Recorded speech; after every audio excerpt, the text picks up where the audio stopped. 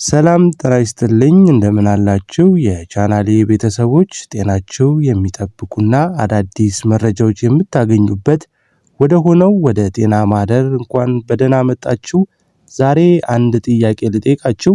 ሰውነታችሁ በየቀኑ ሚስጥራዊ መልእክቶች እንደሚልክላችሁ ያውቃሉ? ብዙ ጊዜ እንደ ተራ ነገር የምናልፋቸው ትናንሽ ምልክቶችስ የጤናችን ሁኔታ የት ላይ እንዳለ የሚነግሩን ወሳኝ ድምጾች ናቸው።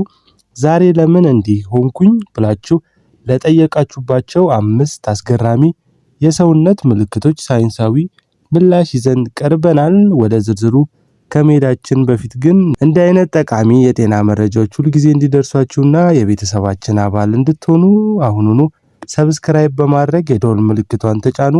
የእናንተ ሰብስክራይብ ማድረግ የኛን በጣም ያበረታታናል። አሁን ቀጥታ ወደ መጀመሪያው ነጥብ እንለፍ።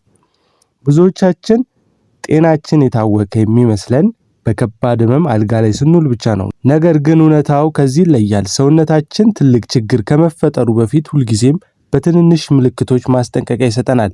እነዚህ ምልክቶች በትክክል ካልተረጎምናቸው፣ ችላ ካላቸው ግን ውሎ አድሮ ዋጋ ሊያስከፍለን ይችላል። ዛሬ የምናያቸው 5 ምልክቶች ምናልባት አሁን በእናንተ ወይም በቅርብ ዘመዳችሁ ላይ እየታዩ ሊሆን ይችላል።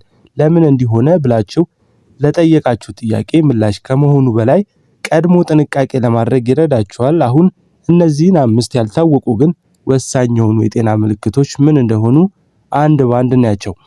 የመጀመሪያው የአይን መርገብገብ ነው። አይናችሁ ያለ ምክንያት ሲርገበገብ ክፉ ነገር ላይ ነው ወይም ደግ ነገር ሊመጣ ነው ብላችሁ ታስባላችሁ። ነገር ግን በሳይንሱ ይሄ የሰውነታችን እረፍት ተፈልጋለው የማለፊያ መንገድ ነው። ዋና ምክንያቶቹ ከፍተኛ ጭንቀት፣ የእንቅልፍ እጥረት ወይም ካፌን ወይም ቡና ማብዛት ናቸው። ሰውነታችሁ የነርቭ ስርዓቱን መዝለሉን እየነገራችሁ ስለሆነ በቂ እንቅልፍ መተኛታችሁን አረጋግጡ። ሁለተኛው የጥፍር ላይ ነጭ ነጠብጣቦች ናቸው። በጥፍራችሁ ላይ የሚወጡ ትናንሽ ነጭ ምልክቶች አስተውላችሁ ካወቃችሁ ይህ ብዙ ጊዜ የዚንክ ወይም የካልሲየም እጥረት ምልክት ሊሆን ይችላል። ሰውነታችሁ እነዚህን ማዕድናት በበቂ ሁኔታ እያገኘ እንዳልሆነ የሚጠቁምበት መንገድ ነው። በምግባችሁ ውስጥ አትክልትና ፍራፍሬዎች በማካተት ይህንን ማስተካከል ትችላላችሁ። ሶስተኛው ከንፈርን መድረቅና መቁሰል። በቂ ውሃ እየጠጣችሁም በከንፈራችሁ የሚሰነጣጠቅ ወይም የሚቆስል ከሆነ ነገሩ የውሃ ጥም ብቻ ላይሆን ይችላል። ይህ የቫይታሚን B12 እጥረት ምልክት ሊሆን ይችላል። ሰውነታችሁ የቆዳ ሴሎችን ለመጠገንና የደም ሴሎችን ለማምረት እየተቸገረ መሆኑን የሚያሳይ ምልክት ስለሆነ ትኩረት ይሻል። አራተኛው የድድ መድማት።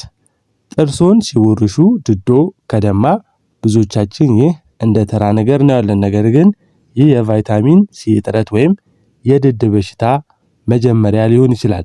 የሎሚ ቤተሰብ የሆኑ ፍራፍሬዎችን መመገብ መፍትሄ ቢሆንም ደሙ ካልቆመ ግን ወደ ጥርስ ሐኪም መሄድ የግድ ይላል።